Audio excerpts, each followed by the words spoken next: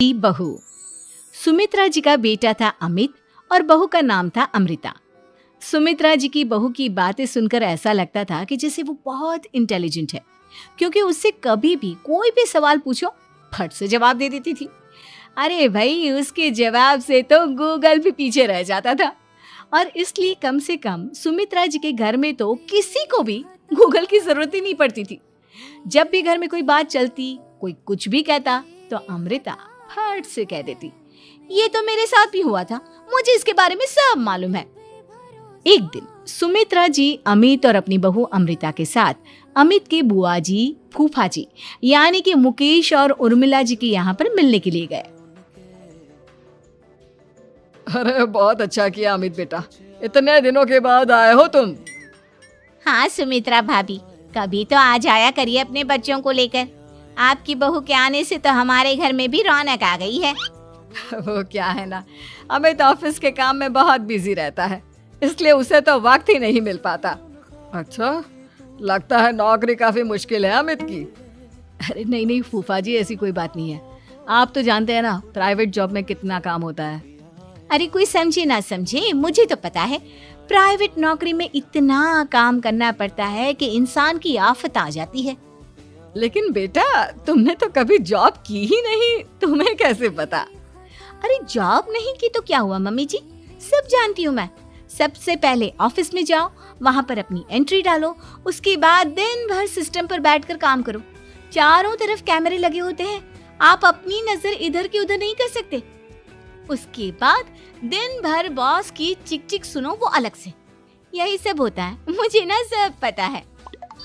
अरे बहू रानी तो काफी इंटेलिजेंट है, हर बात की खबर है इसको। थोड़ी देर बाद, अब देखिए सुमित्रा भाभी, इतने दिनों के बाद आई हैं आप, खाना खाकर ही जाना, ऐसे तो मैं आपको जाने नहीं दूंगी। वैसे बुआ जी, खाने में क्या बनाया है? वो क्या है ना बेटा, आज तुम्हारी बुआ जी की तबीयत थोड़ी ठीक नहीं थी, इसलिए हमने सोचा कि जब तुम लोग यहाँ आ जाओगे तो बाहर से खाना मंगवा लेंगे और साथ में बैठकर खाएंगे। लेकिन बस प्रॉब्लम इतनी सी है कि मुझे बाहर से खाना ऑर्डर करना नहीं आता। सोचा जब अमित आएगा तो उसी को बोल दूंगी। अरे मुझे आता है ना, मैं कर देती हूँ ऑर्डर। बताइए क्या क्या मंगाना है आपको? इटालियन, कॉन्टिनेंटल, इंडियन, पंजाबी, सब पता है मुझे। क्या बात है बहू, क्या घर में भी खाना रोज बाहर से ऑर्डर करती हो? अरे नहीं बुआ जी, ऐसी कोई बात नहीं है, बस मुझे ना सब पता है। कोई बात नहीं अमृता, मैं अपने फोन से ऑर्डर कर देता हूँ। अरे क्या बात है, आजकल ऑनलाइन डिलीवरी पर कोई ऑफर नहीं चल रहा है, वरना काफी पैसे बच जाते। कैसी बात करते हैं अमित, मैं कह रही हूँ ना मुझे सब पता है। मुझे एक बहुत अच्छा ऑनलाइन डिलीवरी वाला मालूम है, जहाँ पर 50% ऑफ मिल जाएगा। और आज तो वैसे भी फ्राइडे है ना, फ्राइडे को तो उस पर 50-70% ऑफर मिलता ही मिलता है। अरे क्या बात है, इसके बारे में तो मुझे पता ही नहीं था। अरे बेटा, जिस चीज के बारे में किसी को पता नहीं होता, हमारी बहू को पता होता है। एक काम कर, तू उसी को ऑर्डर करने दे। क्या बात है अमृता बेटा, तुम तो बहुत इंटेलिजेंट हो, सब कुछ जानती हो। कुछ दिनों के बाद सुमित्रा जी की कुछ सहेलियां उनसे मिलने के लिए आती हैं।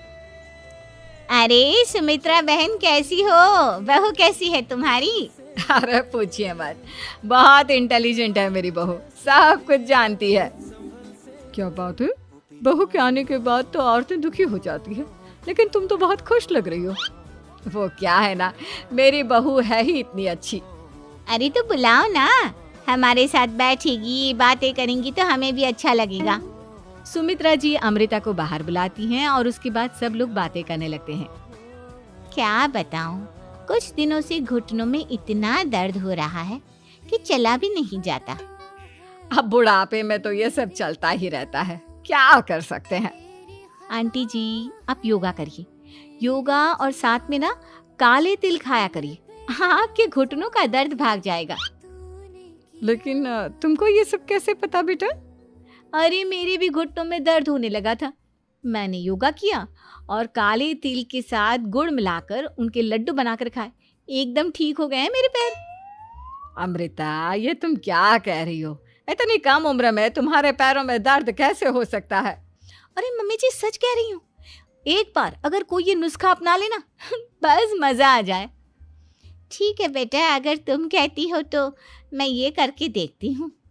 मुझे सब पता है आंटी जी, ये मेरे साथ हो चुका है, इसीलिए तो बता रही हूँ मैं आपको, ऐसे नहीं बताती किसी को। कुछ दिनों के बाद अमित अमृता को अपने दोस्तों के साथ घूमने के लिए ले जाता है। क्या यार, क्या जिंदगी हो गई है। सारा दिन ऑफिस का काम करते रहो, अपनी हेल्थ पर तो ध्यान ही नहीं दे सकते। अरे क्यों नहीं दे सकते अपनी हेल्थ पर ध्यान, सब दे सकते हैं। इंसान चाहे तो कुछ भी कर सकता है। क्या बात है भाभी, आप इतनी श्योरिटी के साथ कैसे कह सकती हैं? अरे आजकल ना एक से एक एप्लीकेशन है मार्केट में, और जानते हैं उसमें कुछ एक्सरसाइज तो ऐसी बताते हैं जिन्हें आप अपने ऑफिस में बैठे बैठे, मेरा मतलब लैपटॉप पर काम करते करते भी कर सकते हैं। अमृता, ऐसी एक्सरसाइज के बारे में तो मुझे भी नहीं पता था, तुम्हें कैसे मालूम? अरे मुझे सब पता है, हर चीज की खबर रखती हूँ मैं, जानते हैं ना आप। लेकिन ऐसी कौन सी एप्लीकेशन है और ऐसी कौन सी एक्सरसाइज है भाभी? एक मिनट, मैं आपको अपने मोबाइल में दिखाती हूँ। अरे वाकई में भाभी तो सही कह रही हैं। देखो यार, इसमें कितनी अच्छी एक्सरसाइज दिखाई गई है। अपनी चेयर पर बैठे बैठे एक्सरसाइज भी कर लो, काम भी और हेल्थ भी। वाह भाभी वाह, मजा आ गया। लेकिन अमृता, तुम्हें इस बारे में कैसे पता? अब मेरे साथ जो चीज हो चुकी है उसके बारे में तो मुझे पता होगा ही ना अमित। मतलब तुम कब ऑफिस में काम करने गई जो तुमने ऑफिस करते करते एक्सरसाइज की? मैं जो किचन में काम करती हूँ अमित, घर के काम, वो किसी ऑफिस के काम से काम है क्या?